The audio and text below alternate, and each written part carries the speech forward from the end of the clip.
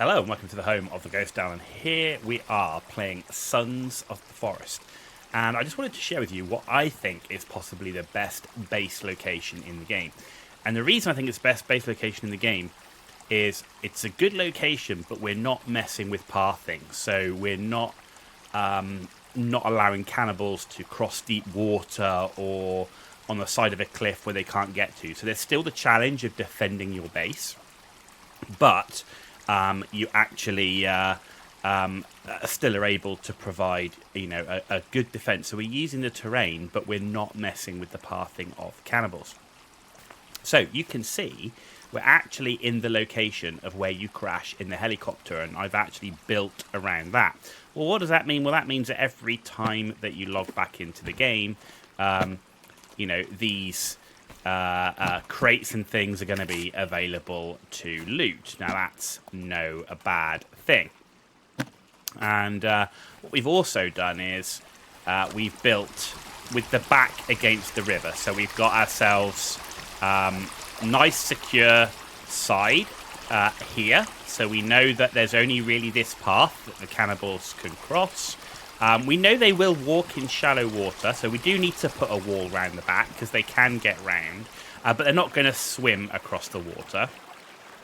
And essentially what I did was, we go up to a sort of a vantage point and look down.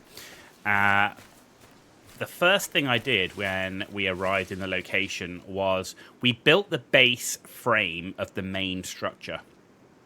But we didn't put a floor on. And that was to give me a footprint of the building I wanted. And then I stopped. And then I put up the blueprint sort of shells of the 3 lookout towers where I wanted them. And I just put the 4 logs at the bottom to give a base. Now that gives me what I know is going to be my inner courtyard, essentially. And then the first thing I did was built the wall around it, with the aim being that we want to try and secure ourselves behind a wall as quickly as possible, secure our resources behind the wall as quickly as possible.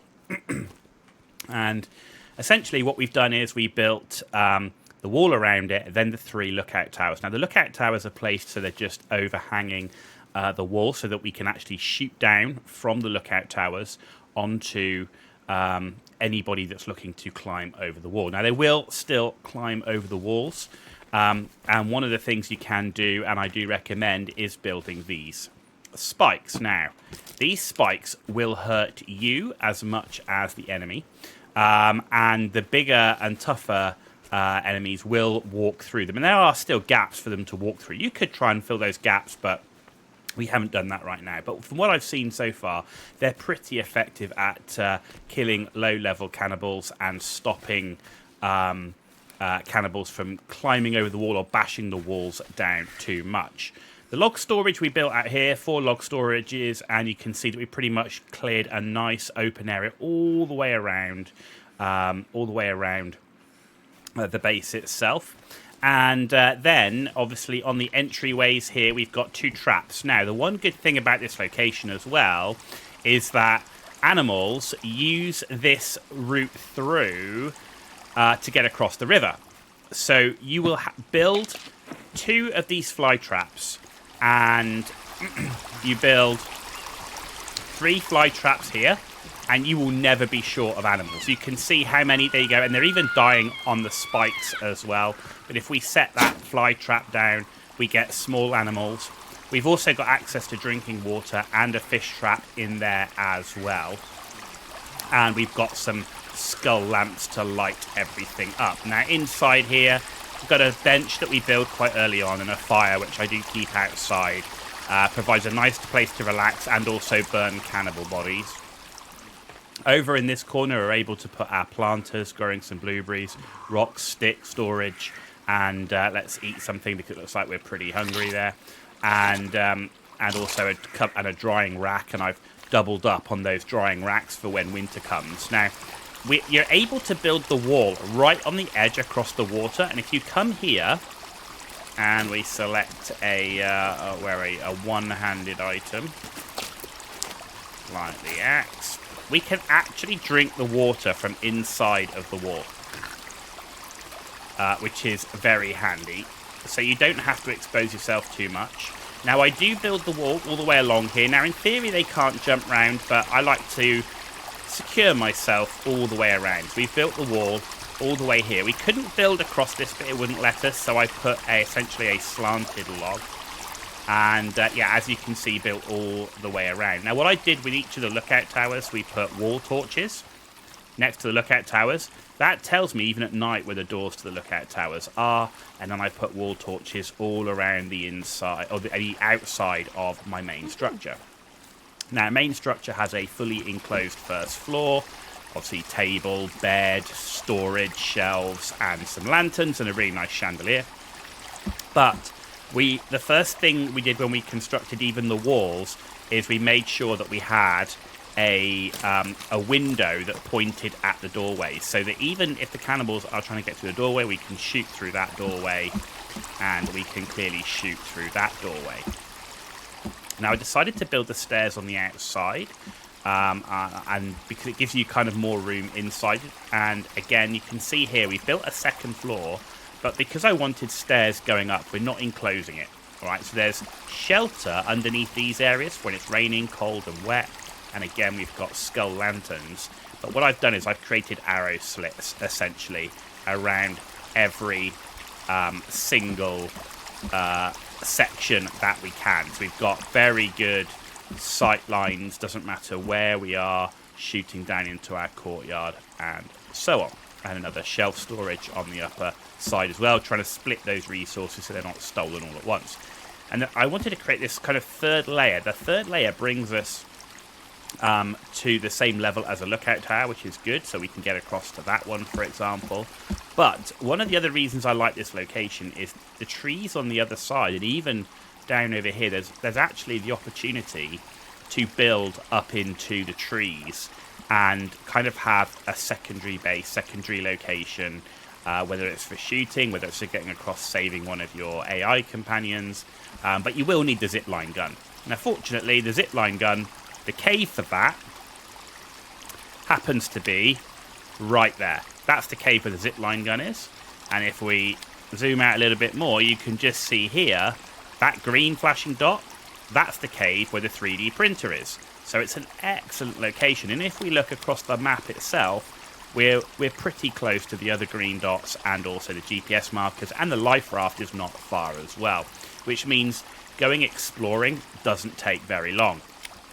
Now, the other thing you've got is if we look at the GPS is we look directly north on the GPS. I know it doesn't show north, south, east, and west, but if you look to the top, you'll see kind of like a river running up into a lake. And in the sort of top center of the screen, now there's a waterfall there, and that has a huge amount of cloth and rope. More importantly, loads of rope. So you're never going to be short of cloth or rope in this location. Again, it's only a short walk. And as you can see, what we've done here is we actually built already the treehouse on this side. So we can literally just zip line across. We've got a nice little treehouse. We've got a roof over it. But we can also shoot arrows down and cover that entrance. We got good vision here. There is actually a pathway road that runs along here. So we've got good vision over there as well, which is nice. And I do want to put some storage in here. And we can then just zip line all the way back across. And there you go, we end up back in our base over here. And then if we come on this side, what I've done on this side is I've created a platform, the cruciform platform, because this is actually the perfect archery platform. You can pretty much get good shooting anywhere around here. There's also rope here, so if you needed to get back to your base quickly, you're on this side of the river, you just climb up to the top. You could run across, but if there's bad guys over there, you could climb up to the top.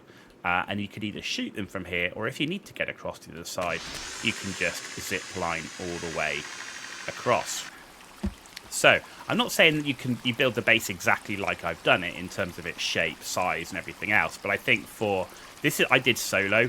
But I think solo, co-op. I mean, even if you were here with more friends, there's plenty of space to build, plenty of trees, and you know what I would. And you can see here how much. Clear area we've got as these cannibals come. There you go, he's hurting himself there on the sticks. The traps aren't set right now, so what we can do is we can come down here We can actually jump off a third story with no damage. We can set the traps, and it's likely that those cannibals will end up on the traps, assuming the animals don't set them up first. And you can see we've got more animals there as well. Here come the cannibals now. That's one thing you've got to watch out. Of course, you're setting your own traps off. But as you can see here, excellent sight lines. If you wanted to shoot those cannibals, very easy to do so. The walls, the spikes that you've put down, make sure they're reinforced. It's critical. But you can see here, look at the cannibals there. They just can't get through those spikes. They just can't get through them. There you go, and that's so. That was interesting. So he not only did he hit the spike, he then hit the spike and fell onto the fly trap, which then killed him off. So we're pretty secure, right? We're pretty secure, and they often either come through this side off the road, which means you do need to defend this area, but it's very easy to defend. It's quite narrow, or they do come up from this area here, so we don't really have to worry too much about this side. Don't tend to come that way much. So by having our doorway here, we kind of bait them in towards the door rather than bashing the walls down, and they go into the spikes and the traps. So you can see here they're both injured. Is he going to try and go around? He might try and go around the spikes into the shallow water, which they can do, and then they'll try and get to the walls and maybe climb over. But right now, no, he's killing himself on the spikes, which is good. So, but you can, like I say, you can have a whole tree city zip-lined to a structure like this. But I do like building this structure first. It was very easy and allowed us to have a nice secure base to defend from. A nice little birdhouse over here. Collect those feathers, which you'll need for building your arrows. So, there you go. I think that kind of highlights how good this location is in terms of we're not messing with AI pathing to not let them reach us. We are building a defensible structure utilizing the terrain and the tools we're given. So reinforced spikes around it. As you can see, the lookout towers, I can shoot right down on the wall, which is why I build them overhanging the wall itself. And so I think 3 lookout towers is more than enough. You've got, look how far you can see all the way across here. You've got a lot of vision and clear defense. But it is definitely worth putting those torches up. And one of the things that I want to do is I want to expand the tree city on the other side. But over here, you can see we've already got a couple of skull lanterns. I actually want to put skull lanterns all the way around the outside. So that we've got light even in the dark where we can see what's going on outside, and that saves the flares that we get from these cases. It saves the flares to be used in the caves. So yeah, just watch those spikes, they will hurt you. And you can see, despite having cannibals on the other side, there are none over here. And again, the downside is you can't put wall torches on the fence, which is a shame. So that's why we need to put the skull lanterns. I've left the tree stumps up, but so you could knock those down as well. But I do tend to clear nearly all the foliage around as well. So, yeah, I think this is an absolute beast of a location. I think it is the best location in the game. That is, not messing with AI pathing, so you have to defend your base. It's close enough to caves and critical items that you need. It's close enough to the storyline objectives that you're not that far away. You've got the waterfall with tons of rope. You've got unlimited animals. Get those traps up and you'll never be short of food. There's so many animals around here, and you can just trap them running across the river all the time. And you can see here, look, the cannibal over there, he's desperately trying to do something over this side, and he can't. And even if you come up here, I've put spikes up here. So, it's very unlikely that they're going to make it to the walls. Occasionally they'll get to the walls, or you'll get a big guy who's able to get through the spikes, and that's fine. But definitely, if you're going to put spikes up, if you're putting skull lanterns up, make sure you reinforce them with the rocks or they'll just get knocked over. And also when you're going in and out of your base, be very careful. Those spikes will damage you and take almost a whole point of armor off every single time. And as you can see, we're running the creepy armor which we picked up from the cave with the zipline gun. So yeah, I hope you've enjoyed the look at my particular base build, but in reality it's all about the location. I do think this is the best location in the game. Defensible while providing a huge amount of resources. And one of the interesting things I found in winter was this area didn't freeze, right? The water did not freeze. So you can still get fish, but you should have plenty of meat anyway. But you can still get fish, and it doesn't freeze, which means the cannibals can't even cross that area in winter, which is very, very nice. Now, this was done on normal. It was done solo, but obviously, you know, I've not tried it on hard, but I still think this will be a good location, and I still recommend building the wall around your base. So put the frames down for what you want, but focus on building the wall first, and then you can funnel bad guys through doorways with traps, which are very easy to build. The resource of traps very easy to come by, and like I say, there's huge amounts of rope on that waterfall that you'll have rope for pretty much most of this to begin with. The hardest thing really will be getting the zipline gun. That cave is not the easiest cave, but by the time you've built this first part and you're doing the treehouse, you should have everything you need to go into a cave.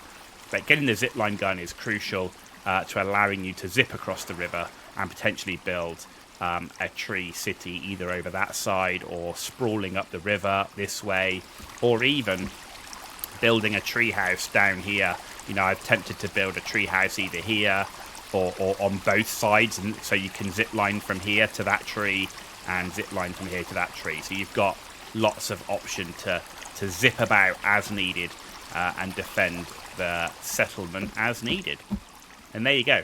Well, thank you all for watching. If you enjoyed this video, give it a thumbs up. If you didn't enjoy it, give it a thumbs down and let me know why in the comments below. And also, let me know where you think the best base building is. Though I'd be more interested if it's not a base that's on an island that prevents the AI physically getting to you. You know, it's a valid strategy, absolutely. But I like the ability to be able to build almost that castle feature where I actually get to defend and fight off the enemies, not they just can't reach me. So I'd be interested to see what your locations are, and if you want to see more, hit that subscribe button. It's free for you to do, but it means a huge amount for me, so thank you for that in advance. You've been watching The Ghost Owl. Tune back in for some more Let's Play videos, First Play videos, or informative videos.